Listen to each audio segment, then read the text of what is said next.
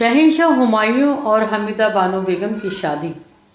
حکومت مغلیہ کے دوسرے شہنشاہ ہمایوں کی شادی حمیدہ بانو بیگم سے ہوئی، مگر یہ شادی آسانی سے نہیں ہوئی تھی۔ اس زمانے میں بادشاہ یا شہزادے کی طرف سے آئے پیغام کو انکار نہیں کیا جا سکتا تھا، لیکن 14 سال کی حمیدہ بانو نے شہنشاہ ہمایوں کے پیغام کو ٹھکرا دیا تھا، اور اس نے اس کے پیغام کو کئی ہفتوں قبول نہیں کیا۔ شہزادی گلبدن ہمایوں نامہ میں لکھتی ہیں کہ حمیدہ نے خود مزے لے لے کر بتایا کہ کس طرح اس نے 40 دنوں تک ہمایوں کو پس و پیش میں رکھا۔ سن 1540 عیسوی میں شیر شاہ سے شکست کھانے کے بعد ہمایوں جب بھگ کر پہنچا تو اس کی سوتیلی ماں دلدار بیگم نے اس کے اعزاز میں دعوت کا اہتمام کیا۔ وہاں دلدار بیگم کے ساتھ خاندان کی دوسری خواتین بھی تھیں جو بادشاہ کی سلامی کے لیے حاضر ہوئی تھیں۔ انہی میں ایک معصوم سادہ سی لڑکی ہمایوں کو نظر آئی، جس کے حسن کے جلووں کی رعنائی نے ہمایوں کی آنکھوں کو حیرت زدہ کر دیا۔ اس کے دل کی دھڑکنیں تیز ہو گئیں اور اس کے دل میں اس لڑکی کے لیے محبت جاگ گئی۔ اس نے معلوم کیا یہ لڑکی کون ہے۔ بتایا گیا کہ یہ شیخ اکبر جامی کی بیٹی حمیدہ بانو ہیں۔ شیخ جامی ہمایوں کے سوتیلے بھائی مرزا ہندال کے اتالیق تھے۔ حمیدہ بانو کی تعلیم و تربیت اپنے والد شیخ اکبر جامی کی سرپرستی مرزا ہندال اور دلدار بیگم کی نگرانی میں ہوئی تھی۔ حمیدہ بانو حسن و جمال کا پیکر تو تھی ہی، ان کو علم و ادب سے بھی بہت لگاؤ تھا۔ عربی زبان پر عبور حاصل تھا۔ وہ بے حد متین سنجیدہ تھیں، ان کی شخصیت پاکیزہ تھی اور دل آئینے کی طرح صاف تھا۔ وہ لڑائی جھگڑا پسند نہیں کرتی تھیں۔ ہمایوں نے دلدار بیگم سے اپنی خواہش کا اظہار کیا کہ وہ حمیدہ بانو سے نکاح کرنا چاہتا ہے۔ اس بات کو سن کر مرزا ہندال ہمایوں سے ناراض ہو گئی۔ دونوں بھائیوں میں اس بات کو لے کر ناراضگی بڑھ گئی، مگر دلدار بیگم نے دونوں بھائیوں کے بیچ ہوئی اس ناراضگی کو دور کرانے میں اہم کردار ادا کیا۔ مگر جب ہمایوں نے حمیدہ بانو کو دوبارہ بلایا تو اس نے جواب دیا کہ سلطنت کے آداب میں ایک بار میں بادشاہ کے حضور پیش ہو چکی ہوں، دوبارہ جانا گویا نامحرم کے سامنے جانا ہے۔ دیدن بادشاہان یک مرتبہ جائز است، دیدن بادشاہان یک مرتبہ جائز است، دو مرتبہ دیگر نامحرم است نمی آیم۔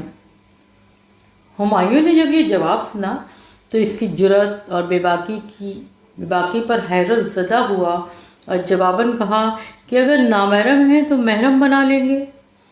ہمایوں نے دل کے ہاتھوں مجبور ہو کر دلدار بیگم سے اس معاملے میں ان کی مدد چاہی۔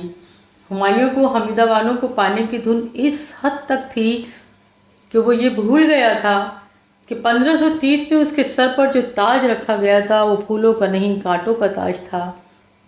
وہ یہ بھول گیا تھا کہ اس کو اپنی کھوئی ہوئی سلطنت کو واپس لینا ہے۔ وہ یہ بھول گیا تھا کہ ایران سے فوجی امداد لے کر اپنے پرانے وقار کو بحال کرنا ہے۔ بس اسے تو ایک ہی دھن تھی، ایک ہی خیال تھا، ایک ہی فکر تھی کہ کسی طرح رمیدہ غزال شہری کو رام کر لیا جائے، اور اس لیے وہ بار بار دلدار بیگم سے ملاقات کرتا تھا۔ 40 روز نامہ و پیام رہے، کوششیں ہوتی رہیں۔ انہی کوششوں کے دوران جب دلدار بیگم نے حمیدہ بانو سے کہا کہ آخر کسی کے پلے تو بند ہوگی، تو حمیدہ بانو نے بڑی معصومیت سے جواب دیا کہ اس کے پلے بندھوں گی جس کے گریبان تک میرے ہاتھ پہنچیں، نہ کہ اس کے جس کے دامن تک بھی میرے ہاتھ نہ جا سکیں۔ حمیدہ بانو کے معصومیت سے ادا کیے گئے یہ چند الفاظ حفظ نسوانیت اور عورت کے پاکپن کی دلیل بن کر ایوان تصور میں آج بھی گونج رہے ہیں۔ ایک بادشاہ کے پیام میں جسارت کا یہ مظاہرہ خوبصورت حمیدہ بانو کے حسن کا کردار بن کر خودداری، خود اعتمادی اور اس کی عظمت کا ثبوت دے رہا ہے۔ آخرکار دلدار بیگم کی کوششیں رنگ لائیں اور حمیدہ بانو شادی کے لیے تیار ہو گئیں۔ ہمایوں کی خوشی کا ٹھکانہ نہ رہا۔ ہمایوں نے استرلاب اپنے ہاتھ میں لیا اور نیک ساتھ دیکھنے کے بعد امیر البقا نے نکاح پڑھایا۔ مہر میں 2 لاکھ اشرفیہ نقد ادا کی گئیں۔ 3 دنوں تک جشن رہا۔ حمیدہ بانو کو مریم مکانی کے لقب سے نوازا گیا۔ اس کے اگلے روز بادشاہ حمیدہ بانو بیگم کو ساتھ لے کر بھگ کر روانہ ہو گئے، مگر اب ہمایوں کو نہ صرف راستے کی دشواریوں کا سامنا کرنا پڑا بلکہ اس کے بہت سارے ساتھی بھی اس کا ساتھ چھوڑ کر چلے گئے۔ مگر حمیدہ بانو بیگم ایک وفادار بیوی کی طرح ہمایوں کی حوصلہ افزائی کرتی رہیں اور ہر مصیبت میں نہ صرف ہمایوں کا ساتھ دیا بلکہ اس کے حوصلوں کو بھی بلند رکھا اور کبھی صبر و ضبط کا دامن نہ چھوڑا۔ اسی دوران بھاگتے بھاگتے ہمایوں امرکوٹ پہنچا تو رانا امرکوٹ نے ہمایوں کی بڑی مدد کی۔ ہندوستان کے عظیم الشان بادشاہ جلال الدین محمد اکبر کی پیدائش اسی امرکوٹ کے قلعے میں ہوئی، مگر ہمایوں کی آزمائش ابھی ختم نہیں ہوئی تھی اور وہ اکبر کو وہیں چھوڑ کر ایران پہنچا۔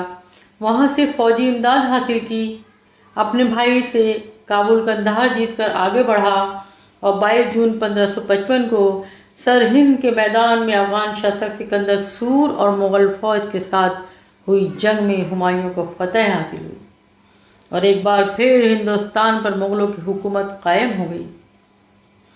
حمیدہ بانو بیگم برابر زندگی کے ہر موڑ پر ہمایوں کے ساتھ رہیں اور ایک شوہر پرست خاتون کی طرح ہمایوں کے زخموں پر مرہم رکھتی رہیں۔ مورخ لین پول نے کہا تھا کہ ہمایوں زندگی بھر لڑکھڑاتا رہا اور آخرکار اپنی لائبریری کی سیڑھیوں سے لڑکھڑا کر گر پڑا اور مالک حقیقی سے جا ملا۔ حمیدہ بانو بیگم نے اپنے فرزند جلال الدین محمد اکبر کی تعلیم و تربیت ہر انداز سے بہترین طریقے سے کی۔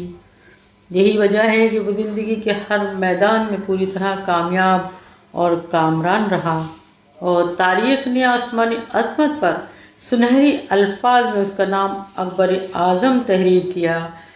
یہ سب اس کی والدہ حمیدہ بانو بیگم کی تربیت کا نتیجہ تھا۔